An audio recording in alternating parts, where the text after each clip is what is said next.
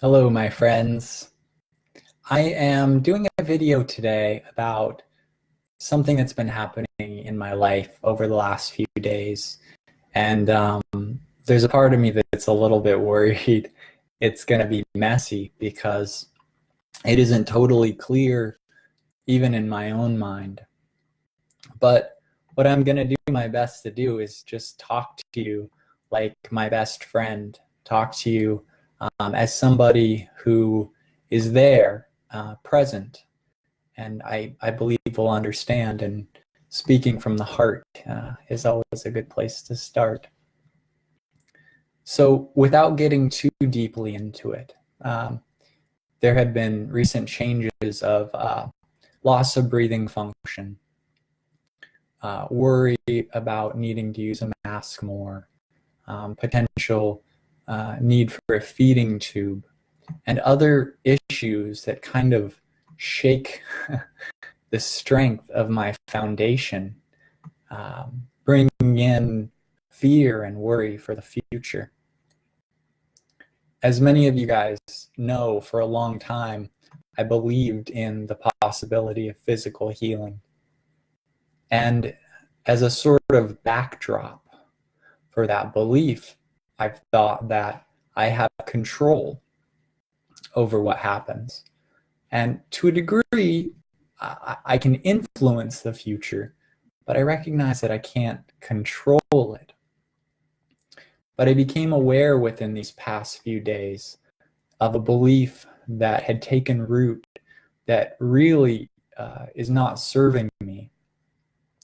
And that belief is that as long as physical function continues to decline, I'm failing.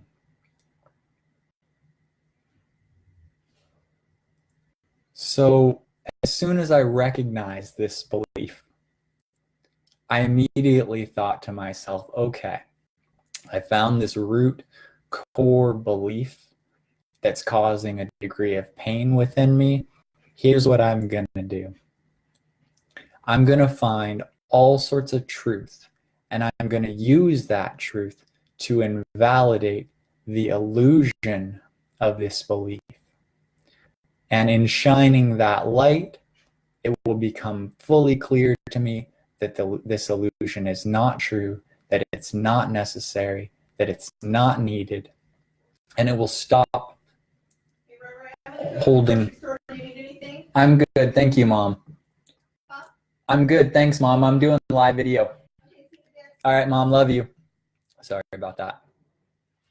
So it'll stop holding the same power over me as it did. It'll stop causing pain.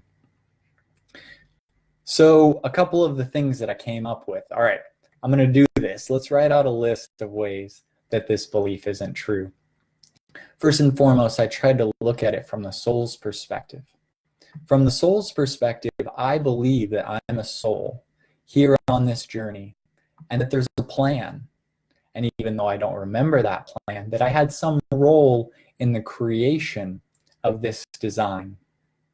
From the soul's perspective, there is no such thing as failure. No matter what happens in the future, I'm winning, I'm succeeding, because I'm learning and growing at such a fast rate. Another angle that I looked at it from was, how could I possibly be failing? I'm experiencing one of the greatest challenges that I can imagine. I'm learning and growing through this adversity at such an insane rate.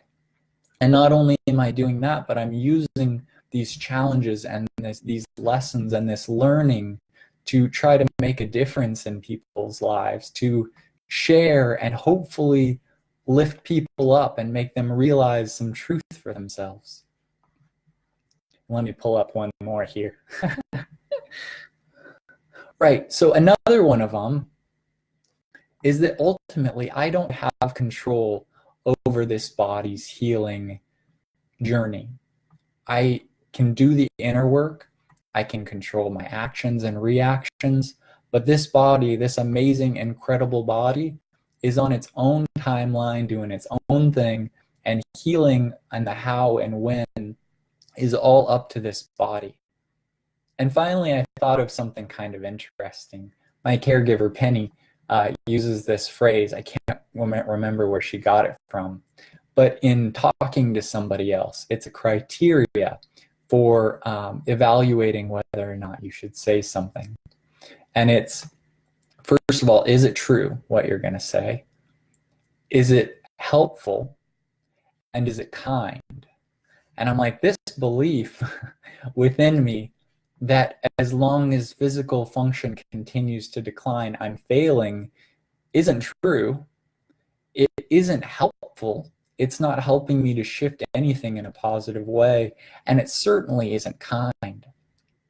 Now, despite all of this truth that I'm trying to use almost like a weapon against this belief, like, all right, I'm armed with all of this truth, right? And now I'm going to hit you with it, and then you're going to be shown up to the light, and then you're no longer going to be necessary. It didn't actually really have the power to dispel the belief, because regardless of all that I know to be true, something in the belief felt true. And I think this is what's so tricky about a lot of beliefs that are unhelpful, that aren't serving us. They have kernels of truth. There's a kernel of truth that, yes, I am responsible, I am influencing through my actions, through my mental, emotional, spiritual state, I'm influencing the future. And so within that influence, the belief's like, oh, you have full control and you're failing because you're not doing it right.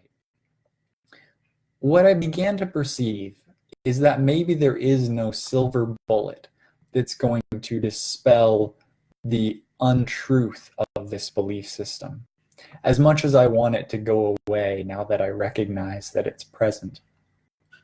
I think awareness is enough, and I think it's enough to recognize that it's untrue without thinking that I need to defeat it or get rid of it. And I think it's enough to affirm the positive. That Buckminster Fuller quote comes to mind along the lines of, you don't need to fight against the old reality, you replace it with a new one. I don't need to fight against this old belief, this outdated belief. All I need to do is affirm truth, and the truth will become cemented in my core. And then as that happens, the belief will naturally fall away.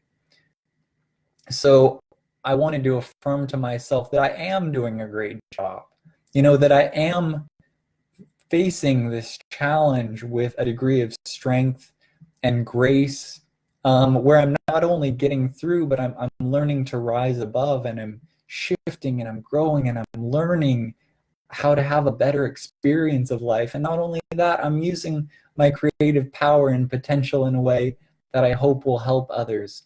And it's exciting for me to do that. One last thing I want to share on this note is last night I began to have the thought, what would it feel like if my fingers started moving again? How would I feel? And for a moment, I felt the vibration of the excitement, the joy, the gratitude that would fill that moment. And I thought, man, how powerful could it be if I just visualized and felt that a minute or 2 minutes each day? I guess I don't know what the answer is, but I wanted to share this experience with you, and I hope that it's somehow helpful. Thank you for listening, my friend. It means a lot to have you there for me, present. And I hope that you're having a good day. I hope that you have an amazing week here with family and Thanksgiving. And I'll be back tomorrow, probably tomorrow afternoon, to do the weekly book reading. I love you, and I will talk to you soon. All right, bye.